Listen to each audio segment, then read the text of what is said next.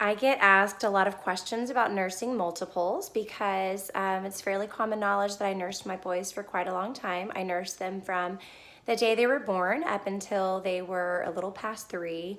And I will admit, sometimes I nurse them even if they're sick or before a nap, but it's just not that common anymore as I'm trying to wean them off. But the world average is about 4, so 3 is really not that long. But a lot of mothers who say that they only had one baby and they had a really hard time with it are like, how did you do it with 2?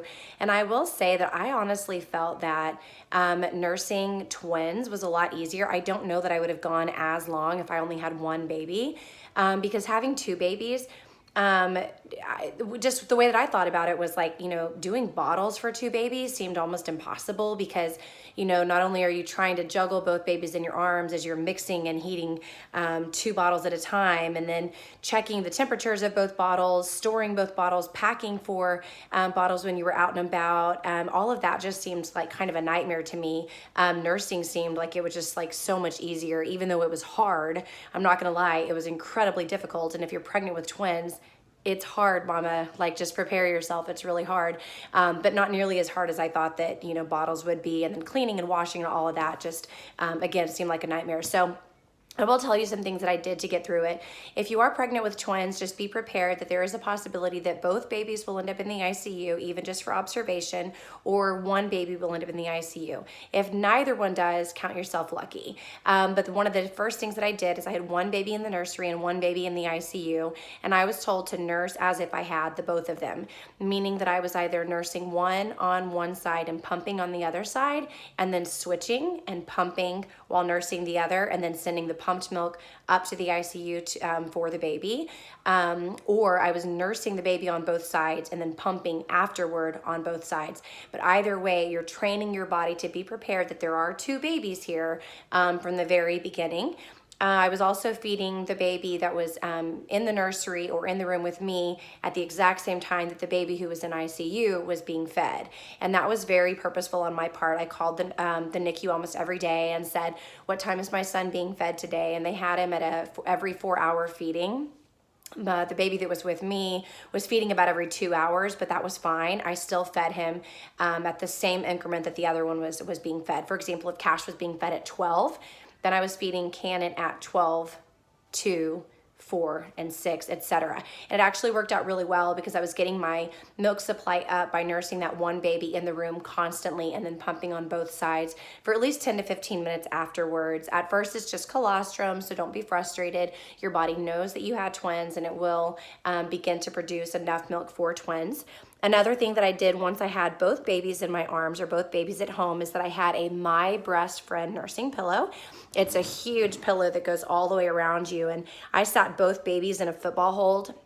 And I can tell you all of the other positions that people will tell you about, they just don't work with twins. I don't understand how that works just with your anatomy. So that big pillow being on me, I would have one baby here on this side, one baby on this side, and then hunched over them. That's really the only way that I could do it just with my anatomy. Yours might be a little bit different, or sometimes when they were so little and their heads were still kind of floppy, I would lean back against a pillow or a bed like this, and I would prop pillows up underneath the My Breast Friend, and it brings the babies up to breast height, and then I fed them that way. Occasionally I would feed them separately, but not very often because you're going to be nursing so much as it is that feeding them simultaneously is really just multitasking. And as a twin mom, you're going to find yourself multitasking in a way that you never thought possible. When it comes to going to restaurants, what I always did is I would pack enough breast milk for like stored breast milk or pumped breast milk for a full bottle. And what I would do is whoever I was with, I would give them a bottle for baby number 1 and ask them to feed just half of the bottle just to keep that baby sufficed, because typically they would get hungry about the same time. So they're feeding that baby the warmed breast milk while I'm feeding baby number 1 under a nursing cover, because it is very hard to nurse 2 babies discreetly in public. And then while that baby was nursing about half the time, I would switch put the other baby at the other breast, and let that person finish the bottle with baby number 2. So I know that both of the babies are being fed. I'm not needing to pump because I've now nursed on both sides, and I know that both babies have gotten the breast milk and a little bit of the bottle milk, and know they've had an adequate feed, and I can do that as many times as I want and still enjoy my day out with my friends or family or whatever else. So I did always pack a bottle and either formula or pumped breast milk whenever I was out and about. I also ate lactation balls. If you look at some of my other videos, there's a recipe for the lactation boosting protein balls that I made quite often. I ate those frequently. If I was out and about, I always made sure that I was eating high protein. I still drank about a gallon of water a day to keep my milk supply up. I ate very high protein. I ate very high nutrition. I was careful about putting anything in my body, any kind of toxins or anything like that, even on my skin or in my clothing. I was very cautious about that. Keeping the breast milk really clean and pure is very important.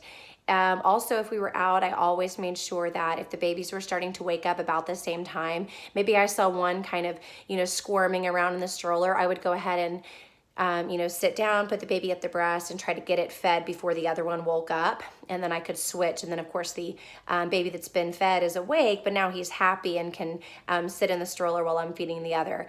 It seems like a lot, but you as a twin mom will get to know your babies so well, and you'll start to know there's signals for hunger and sleep and awake and fussy and all of that, and you'll be able to be prepared. And as long as you can always stay one step ahead of them, nursing them is definitely, I would say, a lot easier than dealing with bottles and all of that. A bottle that I would suggest would be the Mimi Jumi, just because it is the closest thing next to the breast. It mimics the shape and the size of the breast, and it's easier to bottle feed a breastfed baby without inviting nipple confusion, which is a very real thing for a breastfed baby.